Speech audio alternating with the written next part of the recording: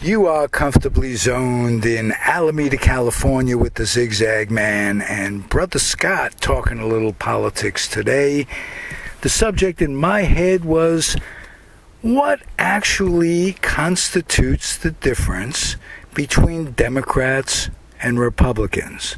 I come from the standpoint that there's a lesser of two evils when you vote for a Democrat, an intrinsic lesser of two evils.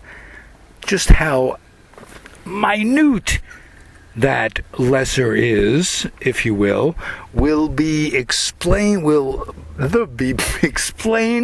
by Brother Scott. Scott, take it away. You know what we're talking about. Yeah, I know the subject matter a little bit, but here's the deal. In my mind, and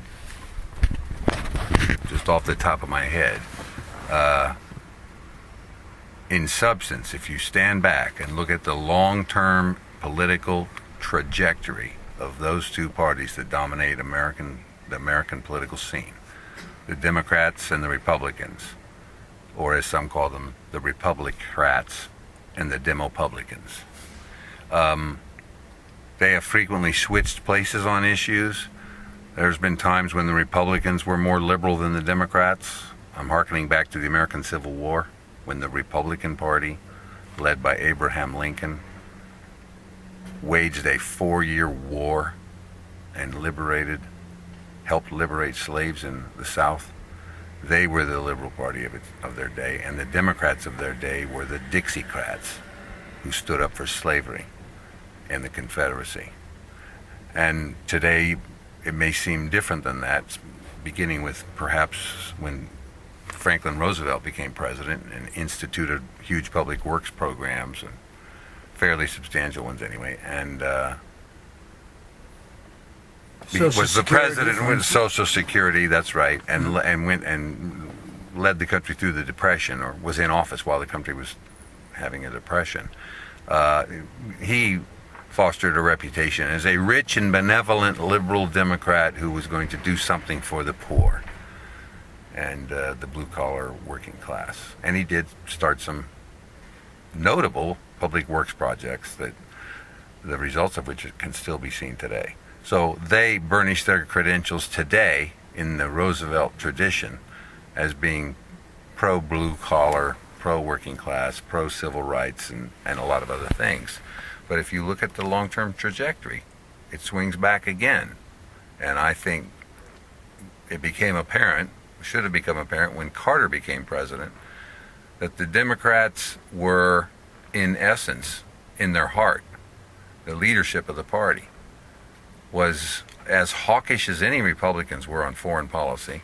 Afghanistan is a good example with Carter. When Jimmy Carter, who was a born-again Christian, who didn't like to hard sell it, like some people who might annoy you by ringing your doorbell at awkward hours, he didn't try to hard sell it that way, but he didn't hide it at all. And he had the reputation of the guy who got us involved in Afghanistan, led a failed raid, or directed that a raid be undertaken to pluck the hostages that were held in the American embassy out of Iran, and other misadventures of that nature, and also supported some of the most vicious, nasty elements in Central America during the civil wars in Nicaragua and El Salvador.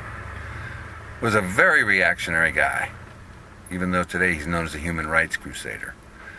The point of all that is that the Democrats and the Republicans have traded places over the generations, over the decades, and today's Democrat is yesterday's Republican, and today's Republican is tomorrow's Democrat. I think one reason the animosity of the Republicans was so great and directed at Bill Clinton and deflected also onto Hillary Clinton is because Bill Clinton stole a march on the Republicans, peeled off some pages from their playbook, and executed those plays under the Democratic Party banner. And I'm referring to more cops on the street, the end of welfare as we know it, bombing Somalia, Serbia, other things like that, but letting Burundi and, not Botswana, Burundi and... You're asking me? Yeah, I forgot the name of the... Rwanda and Burundi. All right.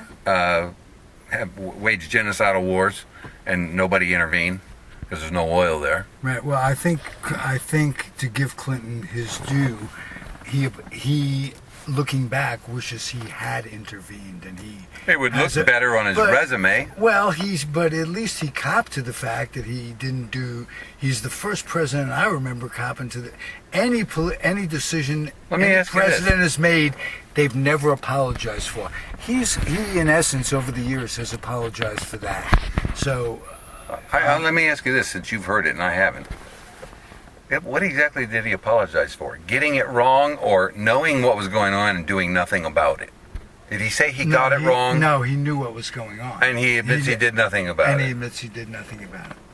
And he's sorry he did nothing about it. Or maybe he didn't. Maybe he says he didn't know what was going on. Well, then should have known more. Back it up. But he has said that he wishes he could have done something or would have done something. Bully for him. Talk is cheap. Let me say this. You can go back to Robert McNamara, who helped author and engineer the war in Vietnam and napalm and carpet bombing and Agent Orange and all the rest of it. Well, he's another guy who copped to some of what he did in the book. Wait a minute. Why do these Democrats wait until they're all beyond any political power when they put it all to rest behind them to purge their conscience so they can go to their grave feeling good about themselves because at least they cop to it? But it happens over and over and over again. I'm glad somebody feels sorry for the shit they pulled, the murderous shit they pulled. But it really doesn't matter because there's another guy just like him, his clone in the same party he just came from, doing the same shit again. Okay, then let's talk about the other party a little bit. Does any of what was done compared to what Bush and Cheney did in terms of, first of all, taking down those levees, basically, because engineers said that one more storm, gonzo, right?